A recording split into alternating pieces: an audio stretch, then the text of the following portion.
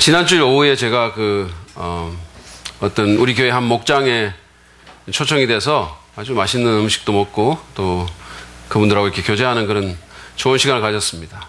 그 목장의 목자 되시는 우리 한강동 집사님이 워낙에 준비를 철저하게 하시는 분이 돼가지고 순서를 이렇게 탁 인쇄해가지고 또 기도 제목까지 A4 용지 2장에 그냥 딱 해가지고 모든 분들 다 나눠주고 우리 집사람은 감동해가지고 막 이거 딴 데 막 줘야 되겠다고 갖고 가고 막 이랬어요. 기념품처럼. 그래서 이제 그 프린트물에 이렇게 보면 담임 목사님과의 시간 뭐 이런 게 있었어요. 대화 뭐 이래가지고 그게 딱 있더라고요. 그래서 제가 이제 저는 그냥 좀 가볍게 생각하고 그냥 뭐 이렇게 얘기를 하면 목사님 다이어트 어떻게 성공하셨어요? 뭐 이런 거 물어볼 줄 알았어요. 적어도 첫 질문은 그런 거일 줄 알았습니다. 근데 딱 나온 첫 번째 질문이 뭐냐 하면 세월호 사건에 대한 얘기였어요. 세월호 사건이 터져서 아이들이 죽고 지금 온 나라가 이렇게 힘든데 하나님 왜 이런 일이 일어나게 하시는 겁니까? 이거였었어요. 참 분위기가 심각했습니다. 그리고 또 다른 분은 자기 자녀가 이렇게 아니 왜 하나님 안 도와주시냐고 이렇게 물으니까 할 말이 없다 그러기도 하고 또 어떤 분은 계속 기도하고 이러는데도 계속 하나님 침묵하시니까 너무 좌절감을 느끼고 너무 힘들다고 막 울먹이면서 막 얘기를 하시기도 하셨어요. 예, 그러니까 이게 참 상당히 심각한 그런 주제였습니다. 어떤 분은 막 저녁에까지 또 저한테 카톡도 보내가지고 계속 그 의문을 얘기를 해줬어요.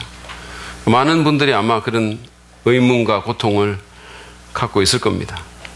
세월호 사건은 우리에게 고통에 대한 신학적인 의문을 불러 일으킵니다. 하나님께서 계신다면 왜 이런 고통을 허락하시는가? 그런 얘기죠. 근데 사실 이 문제는, 세월호 사건이 촉발시킨 문제는 아니고 그 일이 있기 수천 년 전부터 있어 왔던 문제입니다. 하나님을 믿는 사람이건 그렇지 않은 사람이건 왜 악과 고통이 이 세상에 이렇게 있는지 그리고 하나님이 계신다면 왜 하나님이 그걸 그냥 그렇게 놔두시는지 궁금해합니다. 특별히 기독교 신앙을 반대하는 사람들은 기독교 신앙에서 말하는 것처럼 정말 선하고 전능하신 하나님이 계신다면 왜 그 고통이 그냥 있는지 그러니까 하나님이 선하지 않거나 전능하지 않거나 아니면 정말로 하나님이 안 계실 수도 있다 이렇게 말을 하기도 합니다. 저는 오늘 이유 있는 믿음 시리즈의 6번째 시간인데 오늘이 고통의 문제에 대해서 좀 생각해 보기를 원합니다. 정말로 고통의 존재는 이 세상에 이렇게 많은 수많은 고통과 악의 존재가 하나님이 계시지 않는다는 것을 증거하는 그런 증거일까요? 하나님이 계신다면 왜 그분은 이 악과 고통을 허락하시고 왜 이런 고통에 대해서 가만히 계시는 겁니까? 제가 이런 질문에 대해서 대답하기 전에 먼저 말씀드릴 것은 뭐냐면 우리 인류 가운데서 최고의 지성들이 이런 문제들을 갖고 이미 실험을 했다라는 거예요.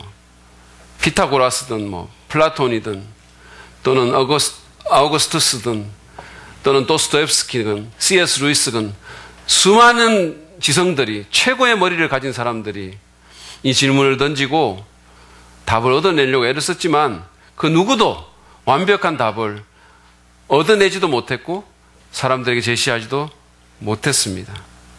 왜 애꿎은 학생들에게 이런 참혹한 배사고가 닥치는지 왜 하나님을 사랑하고 막 정말 뜨거운 열정으로 오지에 나간 선교사가 암에 걸리는지 왜 쓰나미가 수십만 명의 사람들을 그냥 일시에 쓸어가 버리는지 아무도 완벽하게 알지 못합니다.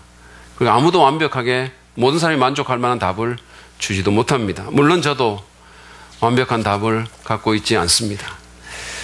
그렇지만 인간의 고통에 대한 문제는 이게 단순히 그냥 토론할 어떤 추상적인 개념의 문제는 아니잖아요.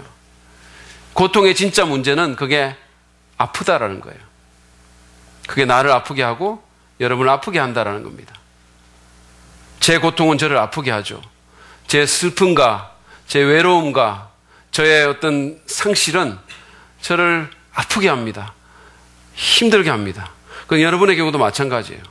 아마 여기 오신 분들 가운데 지금 여기 앉아 계신 분들 가운데서도 깊은 상처나 또는 상실의 무게에 짓눌려 있는 분이 있을지도 모릅니다. 그래서 아프거나 분노를 느끼거나 아니면 막 하나님 도대체 어디 계십니까? 라고 막 소리치고 싶은 그런 분이 여기에 계실지도 모릅니다. 그런 분이 계신다면 아마 잘 오신 것 같아요. 그것은 제가 완벽한 답을 갖고 있어서가 아니라 일단은 하나님의 말씀인 성경에 그 고통에 대한 얘기가 나와 있기 때문이고, 또 다른 것은 이곳에서 우리가 만질 수 없는 방식으로 성령 하나님께서 그런 분의 마음을 만질 수 있는 기회가 있기 때문입니다. 그런 일이 여러분에게 일어나기를 간절히 바랍니다. 제가 말로 할 수 없는, 또는 어떤 사람이 설득할 수 없는, 설명할 수 없는 그런 이해를 초월한 하나님의 평강과 치유와 회복의 손길이 이 시간에 고통당하는 모든 분들에게 정말 전달되기를 원하고 이루어지기를, 역사하기를 원합니다. 제가 사실은 이 고통의 문제에 대해서 이렇게 준비를 하면서 이걸 해보니까 사실 제가 기독교 변증을 하면서 계속 느껴왔던 건데, 이게 분량들이 한 주제가 너무 많다라는 거예요. 그래서 이게 1시간 이상을 좀 주면 너무 좋겠는데 그렇게 할 수가 없어서 어쩔 수 없이 시간 관계상 오늘 1분만 좀 다루고 나머지 부분을 다음에 다루도록 하겠습니다. 사실은 같이 다루는 게 제일 좋죠. 왜냐하면 이게 모든 게 일관성 있게 가는 거니까. 그래서 정말 그러면 너무너무 좋겠는데 아마 여러분은 중간에 잘려서 좀 찝찝하더라도 빨리 끝나는 것을 여러분은 좋아하실 것 같아요. 그래서 제가 여러분이 원하는 대로 하려고 중간에 끊겠습니다. 참 되게 아쉬운 일이에요. 그렇지만 어쨌든 그렇게 하려고 합니다. 다음번에 제가 더 충분한 대답으로 여기에 서도록 하겠습니다. 오늘도 제가 이 주제에 대해서 질문과 대답의 형식으로 풀어나가려고 합니다. 첫 번째 질문은 이거예요. 하나님은 왜 고통을 만드셨는가? 하나님이 왜 고통을 만드셨는가? 사람들은 고통을 하나님 탓으로 돌리는 경향이 있어요. 이런 일이 일어나면 막 하나님께 이렇게 말하잖아요. 근데 성경은 하나님께서 고통을 만드신 게 아니라고 얘기합니다. 성경은 고통이, 적어도 대부분의 고통이 인간이 저지르는 악의 자연스러운 결과물이라고 말을 합니다. 하나님께서는 완벽한 세상을 만드시고, 그리고 이 세상이 고통으로 물들기를 원치 않으셨습니다. 고통을 즐기는 하나님이 있다면 그건 절대 하나님이 아니에요. 제가 볼 때는. 그분은 우리가 이스라엘 사람들이 샬롬이라고 부르는 그 상태로 살기를 원하셨습니다. 샬롬이 무슨 뜻일까요? 여러분, 히브리어로 이게 샬롬이라는 단어는 여기 지금 나오잖아요. 제가 이게 아침에 1부 때 제가 좀 착각을 해가지고 이게 순서가 이렇게 거꾸로 됐네 이렇게 얘기를 했어요. 근데 생각해 보니까 아까 중간에 들어가서 생각해 보니까 이게 맞는 순서예요. 여기서부터, 히브리 말은 여기서가 아니라 여기서부터거든요. 근데 제가 이게 카메라를 잘못 봐가지고 이게 이렇게 됐네 이래가지고 아까 들어가서 잘못 말했네 막 이렇게 생각을 하고 있어서 굉장히 고민했는데 가만히 생각할게요. 그게 무슨 상관입니까? 여러분 어차피 아마 허성부 전도사만 좀 이상하게 생각했을지 모르는데 제가 좀 착각했어요. 이 원래 이렇게 가는 게 맞는 겁니다. 맞을 것 같아요. 맞을 것 같아요. 하여튼 좀 헷갈리는데 어쨌든 그렇습니다. 상관없죠. 근데 이 샬롬이라는 단어가 무슨 뜻이냐면 이거는 정말 온전한 조화와 웰비잉입니다. 온전함, 충만함, 완전한 조화 이런 것들을 의미합니다. 그러니까 보통 우리가 샬롬을 평화라고 알고 있는데 그것을 훨씬 넘어서는 개념이에요. 훨씬 더 총체적인 온전함 이겁니다. 하나님께서 사람을 처음 만드셨을 때는 이 샬롬이 있었습니다. 완전한 조화와 온전함이 거기에 있었어요. 탐욕도 질투도 없었고 미움도 폭력도 없었습니다. 하나님을 사랑하고, 여러분 잘 들으세요. 하나님을 사랑하고 다른 사람을 내 몸과 같이 사랑하는 것이 마치 어린아이가 웃는 것처럼, 또는 윤석권 목사님이 짬뽕밥을 주문하는 것처럼 너무 자연스럽게 된 거예요. 너무나 자연스럽게. 근데 왜 지금은 그렇지 않을까요? 왜 이 모양이 됐습니까? 성경에 보면 인간의 창조에 대해서 또 다른 사실을 성경은 말하고 있는데 그것은 하나님께서 우리 인간을 자유의지를 가진 존재로 만드셨다라고 말을 하는 거예요. 그분이 완전한 샬롬의 상태로 이 세상을 만드셨고 인간이 그 가운데 살아가기를 원하셨을 뿐만 아니라 인간을 자유의지를 가진 존재로 만드셨다라는 거예요. 이것은 굉장히 위험한 결정이었었어요. 저는 가끔씩 제 딸내미가 있잖아요. 제가 사랑하는 딸내미가 있는데 저는 가끔씩 제 딸내미가 제 로봇이나 또는 제 애완동물 같았으면 좋겠다라고 생각할 때가 있어요. 그러니까 내가 이리 와 라고 하면 이렇게 오고 뽀뽀해줘 그러면 뽀뽀해주고 아빠 품에 한 5시간 앉아있어 그러면 앉아있기를 너무 원하는 거예요. 근데 그 조그만한 게 정말 조그맣거든요. 근데 그게 지도 사람이라고 말을 안 듣는 거예요. 아이 싫어 막 이러는 거예요. 공부해야 돼 막 이러는 거예요. 그래서 그럴 때마다 저게 로봇이었으면 얼마나 좋을까. 내가 불러가지고 내 품에 앉혀놓고 뭐 이러는 거 있죠. 근데 하나님은 인간을 만드실 때 그렇게 안 만드셨어요. 그분은 저보다 더 깊은 사랑을 갖고 계셨습니다. 그래서 위험 부담을 감수하고라도 인간을 자유의지를 가진 존재로 만드셨어요. 그것은 인간이 스스로 하나님을 자기의 의지로 사랑하기를 그분이 원하셨기 때문이에요. 그래서 위험 부담을 무릅쓰고 더 존귀한 존재로 만드셨습니다. 여러분, 인간이 자유의지를 가진 존재로 만들어졌다는 것이 무슨 뜻일까요? 그것은 인간이 하나님의 길을 선택할 수도 있고 그렇지 않을 수도 있다는 거예요. 하나님에게 등을 돌리고 자기의 길을 갈 수도 있게 만들었다는 거예요. 그래서 샬롬의 길을 선택할 수도 있고 자기가 생각하는 그 길대로 갈 수도 있는 겁니다. 근데 불행하게도 인간은 하나님의 길을 버리고 자기의 길을 갔어요. 샬롬의 길을 버리고 죄의 길을 갔습니다. 자기의 이익과 자기의 생각을 쫓아갔어요. 여기서 모든 문제가 발생했습니다. 여러분이 알다시피 죄를 짓고 난 후에 인류 최초의 완벽한 커플은 더 이상 완벽하지가 않게 됐습니다. 서로를 탓했고 그리고 서로에게 뭔가를 숨기는 그런 관계가 된 겁니다. 서로를 비난하는 그런 관계가 된 거예요. 그리고 그들의 죄가 더 큰 죄를 불러왔습니다. 그래서 그 자식은 그 첫 번째 커플의 자식은 형제 간의 살인을 저질렀고 그리고 그 자식의 자식은 또 다른 사람을 죽였고 더 많은 사람을 죽였고 그리고 결혼에 대한 하나님의 법칙도 깨트려 버렸어요. 육신의 정욕에 따라 성적인 범죄를 저질렀습니다. 폭력이 난무했어요. 그리고 얼마 가지 않아 온 세상이 죄악으로 가득 찼다라고 말을 합니다. 하나님께서 계획하셨던 그 샬롬이 총체적으로 무너져 버린 겁니다. 완전히 붕괴해 버린 거예요. 여러분 생각해 보십시오. 우리가 살면서 겪는 수많은 고통은 나 자신이나 또는 다른 누군가의 잘못된 선택의 결과입니다. 누군가가 나에 대한 중상모략을 퍼뜨려서 내가 고통을 당하는 거예요. 또는 내가 누군가에게 그런 일을 해가지고 다른 사람이 그 고통을 당하는 것입니다. 어떤 회사가 돈 욕심 때문에 음식에다가 발암 물질을 넣어가지고 그거를 먹은 사람이 정말로 병에 걸리고 암에 걸리는 겁니다. 어떤 사람이 음주운전을 해가지고 만취된 상태로 차를 몰아가지고 그래서 누군가가 다치고 누군가가 죽는 거예요. 그리고 그 가족들이 일평생 그것 때문에 고통을 당하는 겁니다. 한 가장이 폭력을 행사함으로써 그 부인과 온 가족이 고통을 당하는 거예요.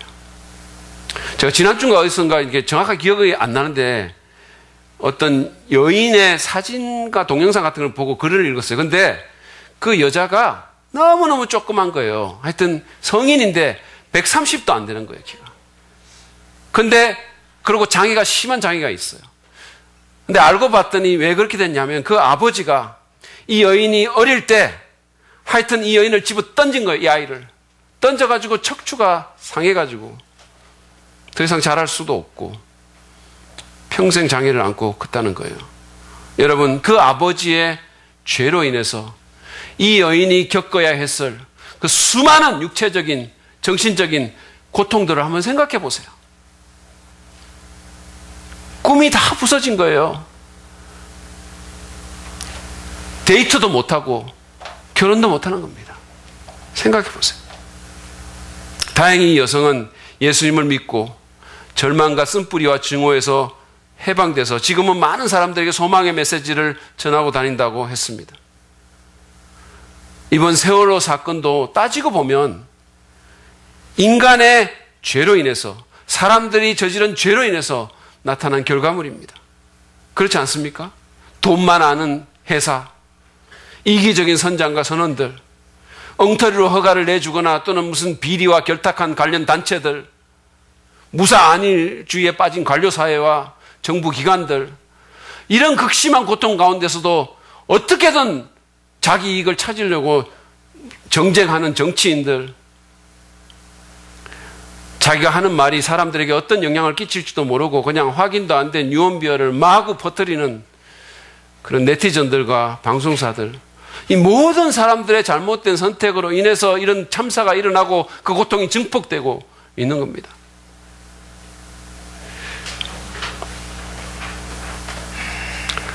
자, 이런 죄가 개인과 가정과 국경을 넘어서 퍼져나간다고 생각해 보세요. 그리고 그런 것들이 복잡하게 얽힌다고 한번 생각해 보세요. 그러면 국제적인 문제들이 생깁니다. 우리가 도저히 해결할 수 없는 그런 고통들이 생기는 거예요. 그래서 누구는 먹을 음식이 남아가지고 음식 쓰레기 어떻게 처리할까 그걸로 골머리를 앓는데, 또 한쪽에서는 수많은 사람들이 먹을 것이 없어서 굶어 죽어가고 있는 거예요. 그래서 누군가는 옷을, 정말 더 좋은 옷을 더 싸게 사려고 하고 있는데, 다른 데서는 그것 때문에 어떤 사람들이 노예의 삶을 살 수밖에 없게 되어 있는 겁니다.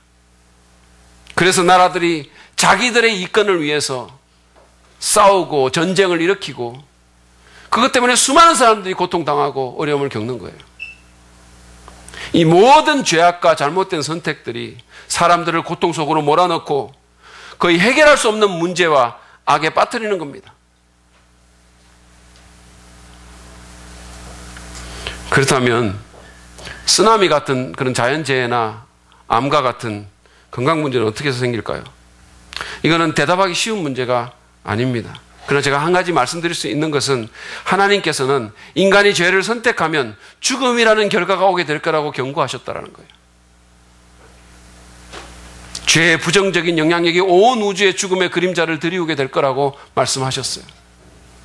더 이상 샬롬이 없는 세상이 된다는 거예요. 더 이상 온전함이 없는 세상이 된다는 겁니다. 그래서 어떤 학자들은 이 죄의 영향력이 너무나 강력하고 너무나 총체적이어서 인간의 유전적인 구성에까지, 그리고 자연세계 그 자체까지 미쳤다라고 말을 하고 있습니다. 제가 생각할 때는 일리가 있는 것이, 바울도 로마서 8장에서 인간의 죄 때문에 모든 피조물들까지도 신음하고 고통하고 썩어짐의 종로로 타고 있다라고 말을 하고 있는 거예요.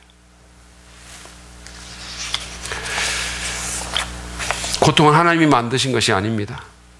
그것은 샬롬에 대한 하나님의 의도를 거스르고 그분의 경고를 무시한 인간들이 죄를 지은 결과예요. 제 아내가 예전에 제가 이제 다이어트 하기 전에 제게 밥이라든지 또는 스팸 같은 거 있잖아요. 저는 그런 거 굉장히 좋아하거든요. 인스턴트 음식들 막 이렇게 그런 거 굉장히 좋아하기 때문에 튀김이라든지 이런 거 너무 많이 먹는다면서, 그거 계속 그렇게 먹으면 살이 찌고 성인병 걸린다고 경고했어요. 여러분. 그렇지만 저는 그 말을 무시했고, 그것으로 인해서 복부 비만과 고콜레스테롤, 고지혈증 같은 난국에 처하게 된 거예요. 그 당시에도 여러분들이 아마 몰랐을 겁니다. 왜냐하면 이게 복부 비만이기 때문에 이건 잘 덮을 수가 있거든요. 이렇게 위장을 잘 할 수 있어요. 제가 그런 게 있었어요. 그 문제는 제가 제 아내의 말씀을 무시한 결과입니다. 그녀의 말씀을 제가 안 들은 거예요. 제가 만든 문제죠. 근데 제가 만든 문제를 갖고, 아니 왜 당신이 밥을 차려줬어? 왜 당신이 스팸 같은 거 사왔어? 이런 식으로 탓하면 안 되는 거예요. 근데 저는 사실은 그렇게 하고 싶었어요. 제 은사 가운데는 탓하는 은사가 있어요. 근데 여러분들도 아마 그런 거 있을지 몰라요. 제가 이번에 세월호 사건이라고 보니까 많은 사람들이 그런 은사가 있는 것 같아요. 근데 그녀는, 제 아내는 제게 경고까지 하지 않았습니까? 경고했어요, 분명히. 제 아내처럼 하나님도 그렇게 죄와 불순종의 결과를 경고하셨어요. 만약에 너희가 선악과를 먹는다면, 내 말을 무시하고 그 선악과를 먹는다면, 만약에 너희가 너희 길을 그냥 간다면, 만약에 너희가 더 이상 나를 신뢰하지 않는다면 너희들은 죽게 될 거야. 이거는 죄에 대한 심판이 아니라 너희가 저지르는 선택의 결과야. 경고하셨어요. 그러면 아예 선악과를 만들지 말면 됐을 텐데 왜 그걸 만들어가지고 어렵게 하시나요? 처음부터? 이렇게 질문하는 분이 이 중에 혹시 있을지 몰라요. 있으시죠? 예, 저는 용한 목사입니다. 있을 줄 알아요. 그래서 제가 그 얘기를 좀 하려고 합니다. 여러분, 선악과는 사실은 다른 게 아니에요. 그것은 하나님의 주권에 대한 상징적인 나무입니다. 뭐 선악과, 그걸 뭔가 그 안에 독이 있어가지고 사람이 죽고 그게 아니에요. 그것은 하나님의 주권을 상징하는 나무예요. 창세기를 읽어보면 하나님은 아담과 하와라는 그 사람들에게, 인류 최초의 커플에게 엄청난 호의를 베푸셨어요. 정말로 너무너무 후하고 관대한 호의를 베푸셨습니다. 에덴 동산이라는 완벽한 환경을 주셨어요. 그것보다 생명을 주셨습니다. 그리고 두 사람을 결혼시켜줬어요. 그리고 거기에 있는 모든 것들을 누릴 수 있게 해줬어요. 공짜로. 동산나무의 수많은 실과들, 너무나 맛있고 너무도 아름다운 그 모든 것들을 그냥 먹게 했어요. 너희들이 원하는 대로 먹으라 그랬어요. 엄청난 호의를 베푸셨습니다. 정말 발리보다 1000배는 더 좋은 그런 낙원에서 돈 한 푼 안 들이고 평생 모든 것을 누릴 수 있게 해주신 겁니다. 얼마나 관대합니까? 얼마나 감사해야 합니까?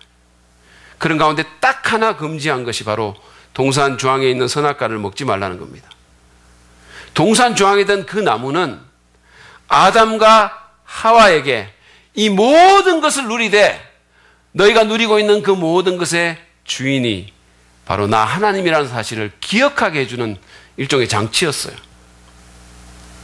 그들이 즐기는 그 샬롬이 하나님에 대한 순종의 소음을 상기시켜주는 일종의 광고판 같은 것이었습니다. 그들이 누리고 있는 이 세상이 사실은 하나님의 것임을 말해주는 일종의 우주적인 땅 문서 같은 거였어요. 그런데 그들은 그 하나님의 관대함을 하찮게 여기고 그 하나님의 의도를 무시하고 샬롬에 대한 그 뜻깊은 의도를 무시하고 하나님의 주권을 찬탈하고 샬롬을 파괴하기로 결정한 겁니다.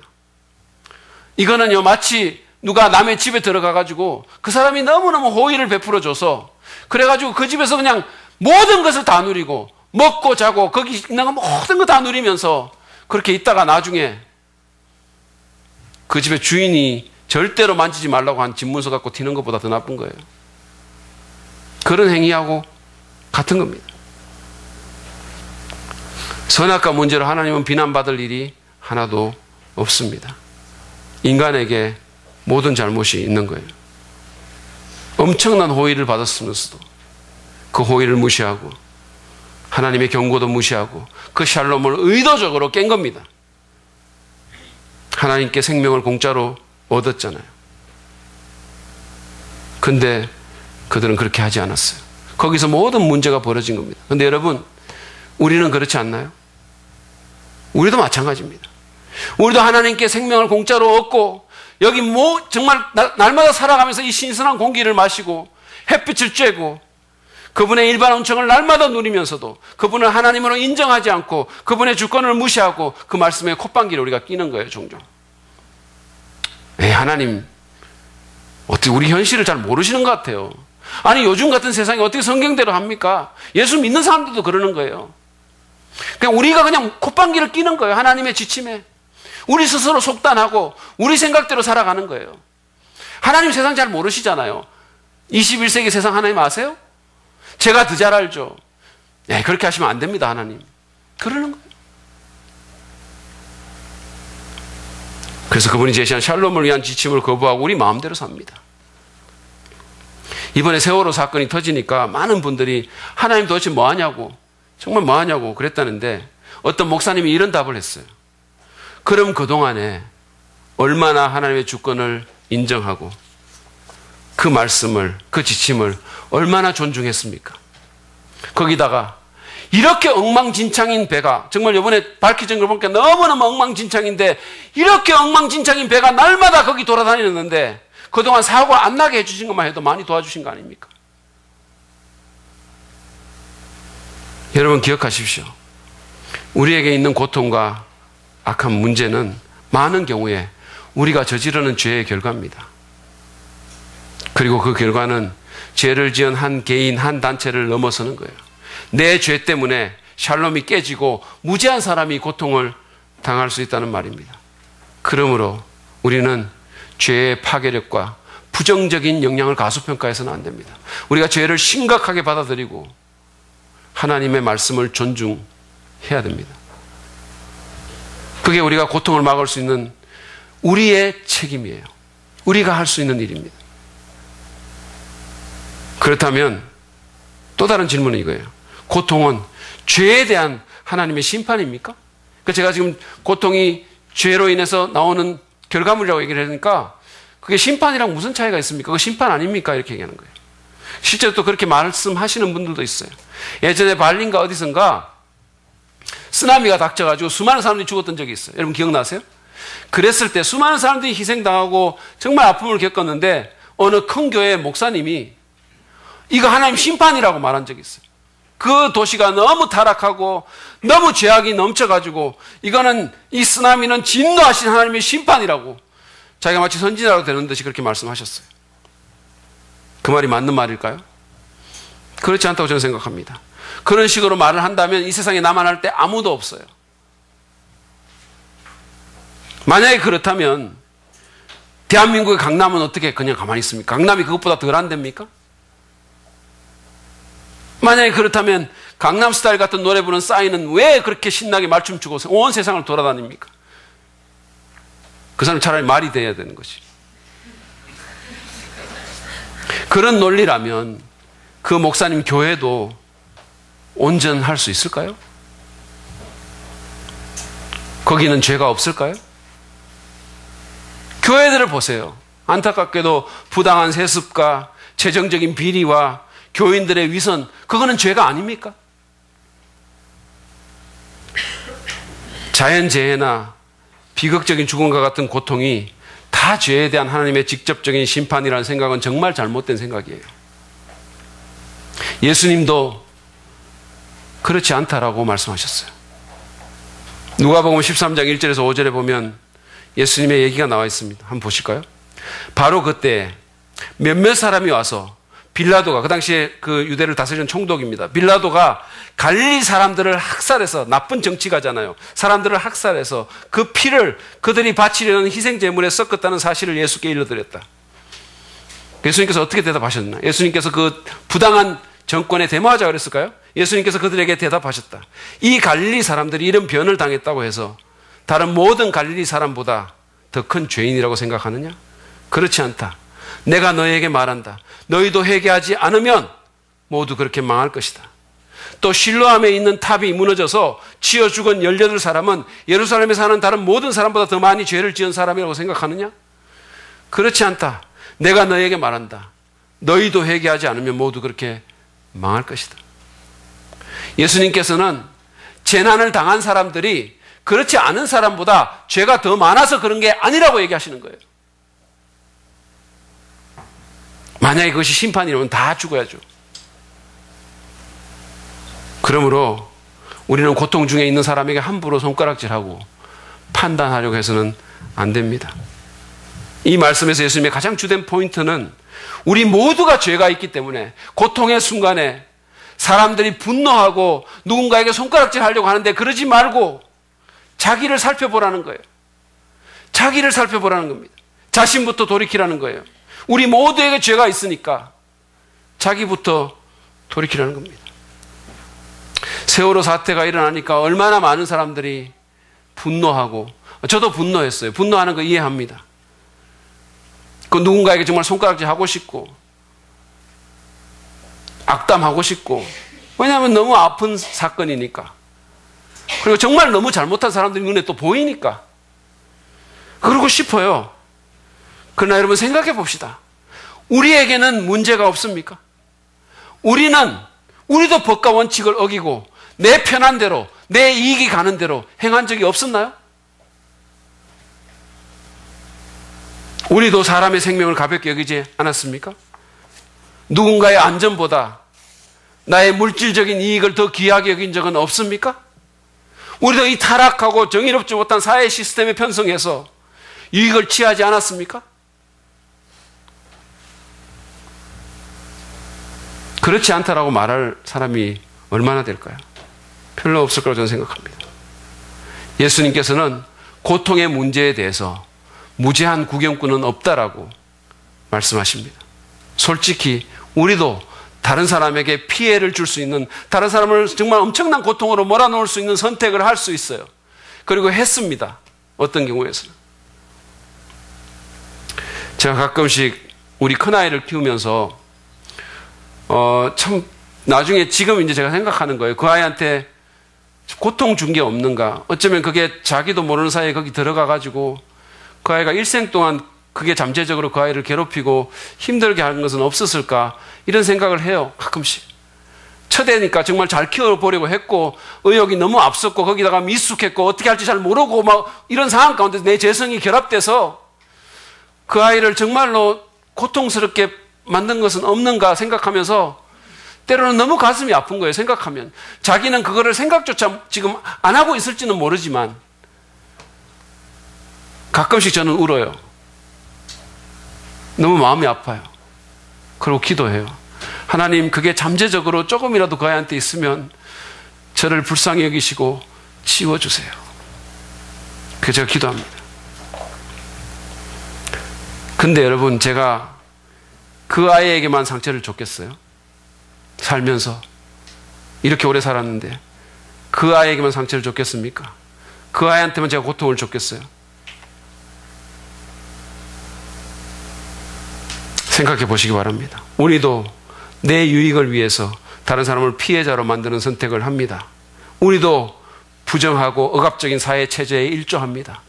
우리도 때때로 법과 원칙을 깨트립니다. 그 누구도 단지 고통의 희생자만은 아닙니다. 우리는 희생자인 동시에 가해자입니다. 그러므로 우리가 해야 할 1차적인 일은 판단하는 것도 손가락질하는 것도 아닌 자신을 살펴보고 회개하는 일입니다. 우리 주님이 말씀하신 것처럼 자기를 돌아보는 거예요. 그리고 작은 데서부터 고쳐나가는 거예요. 물론 하나님께서 죄에 대해서 심판하시는 경우가 있어요. 그렇지만 그런 경우에 그분은 오랜 시간을 기다리시며 거듭해서 경고하시고 그리고 회개를 촉구하십니다. 정말 해도 안 되면 때때로 그분이 심판하세요.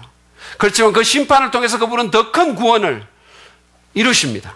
언제나 그랬어요. 여러분, 애굽에 내린 재앙들을 한번 생각해 보십시오. 그 재앙은 1차적으로는 애굽에 있는 독재자와 그 부당한 정권에 대한 심판이었지만, 그러나 그 심판을 통해서 수백만의 노예들이, 정말 불의한 종살이를 하고 있던 그 사람들이 구원을 받았어요. 해방을 얻었습니다. 우리도 마찬가지예요. 하나님 때로 우리 죄를 징계하실 때가 있지만 그걸 통해서 더 많은, 더 큰 구원이 이루어집니다. 그러나 제가 이미 말씀드린 것처럼 많은 경우에 고통은 죄에 대한 하나님의 직접적인 심판이라기보다는 우리의 선택으로 인한 자연스러운 결과물입니다. 생각해 보십시오. 만약에 하나님께서 우리가 죄 지을 때마다 그것을 다루신다면 여기 앉아 있을 분이 누가 있겠습니까? 온전한 사람이 누가 있겠어요? 한번 생각해 보십시오. 제가 전에도 한번 말씀드렸는지 모르는데 언젠가 그 무슨 TV 프로그램에 김진홍 목사님이 나왔어요. 그 뭐 이렇게 옛날 사람 찾는 그런 프로그램인데 사회자가 그렇게 얘기했습니다. 그 옛날에 이분이 클 때 그 드라마가 이렇게 클 때 극화 만들어가지고 클 때 얘기가 나왔는데 계속 이 김진홍 목사를 괴롭히는 아이가 있었어요. 정말 나쁜 아이였었어요. 그럴 때 그 사회자가 하는 말이 뭐냐면, 왜 하나님께서는, 목사님이니까, 왜 하나님께서는 저 아이를 확 그냥 심판하지 않으세요? 이렇게 얘기했어요. 제가 그걸 보면서 저분이 지금 자기가 무슨 말을 하는지 잘 모르는구나 이런 생각을 했어요. 만약에 하나님께서 그런 식으로 다루면 여기 앉아있을 사람 아무도 없고 그 사회자도 못 살아 있습니다.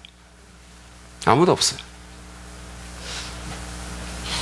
시편 기자는 시편 130편 3절에서 주님께서 죄를 지켜보고 계시면 주님 앞에 누가 감히 맞설 수 있겠습니까? 라고 했어요. 대답은 아무도 없다라는 겁니다.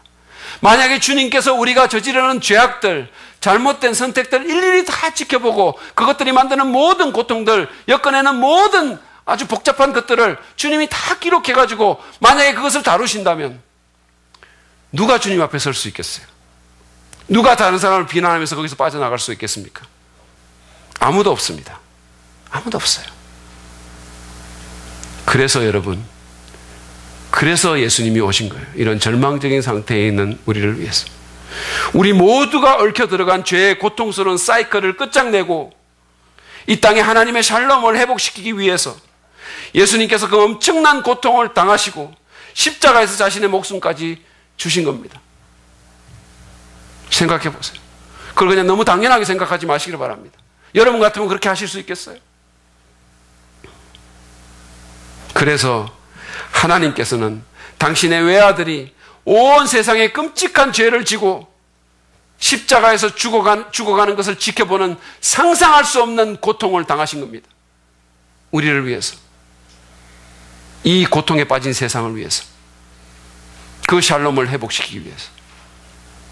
그러므로 우리는 고통의 때에 자기를 돌아보고 회개하고 우리를 위해서 고통당하신 하나님께 나가야 되는 겁니다. 이번 세월호 사건 중에서 제가 가장 인상 깊었던 장면 중에 하나가 뭐냐면 그 예전에 2년 전인가 같은 천안함 폭침으로 자기 자녀를 잃었던 그 부모님들이 거기 오신 거예요. 거기 와가지고 그걸 방문해서 실종자 가족들을 위로하고 그리고 그들을 섬기는 것을 제가 봤어요. 여러분, 지금 실종자와 희생자의 가족의 심정을 가장 잘 이해할 수 있는 사람이 누굴까요? 그분들보다 더 있을까요? 그래서 제가 그걸 보면서 참 이 상황 가운데서 그 어떤 것이 저 부모들에게 위로가 되겠냐마는 그래도 저분들의 방문은 그래도 좀 위로가 되지 않았겠나 그런 생각이 들었어요. 왜냐하면 그들도 자녀가 바닷속에 빠져서 죽어가는 것을 경험한 사람들이니까. 근데 여러분, 천안함 사건의 부모만이 자녀를 잃는 고통을 경험한 게 아니에요. 우리 하나님이 그 자녀를 잃는 고통을 경험하신 분이십니다. 그것도 그냥 죽는 것이 아니라 인간이 만든 가장 잔인한 사형틀이라는 십자가에 자기 아들이, 자기 외아들이 달려서 서서히 죽어가는 것을 지켜보는 고통을 당하신 분이세요.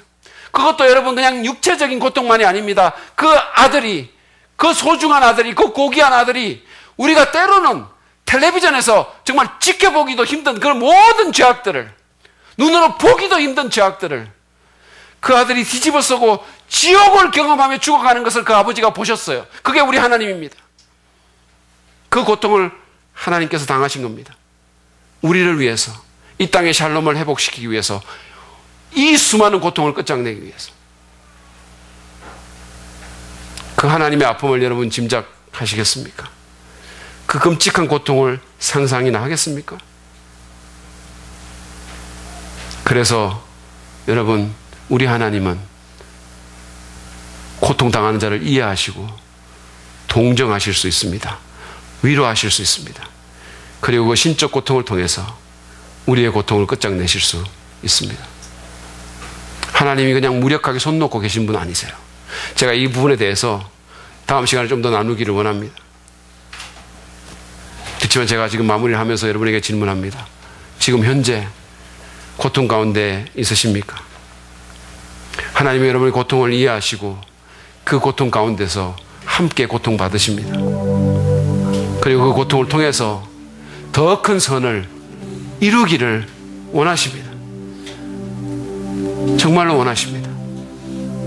그러므로 여러분, 힘들지만 때로 잘 이해가 가지 않지만 하나님을 신뢰합시다. 그리고 고통 가운데 계신 하나님께 나갑시다. 그분과 같이 우리의 마음을 아시며 우리의 마음을 만질 수 있는 분은 없습니다. 오늘 여기 계신 모든 분들에게 고통당하신 그 하나님의 위로가 충만히 임하기를 간절히 축복합니다. 우리 이 시간에 찬송하면서 주님께 나가겠습니다.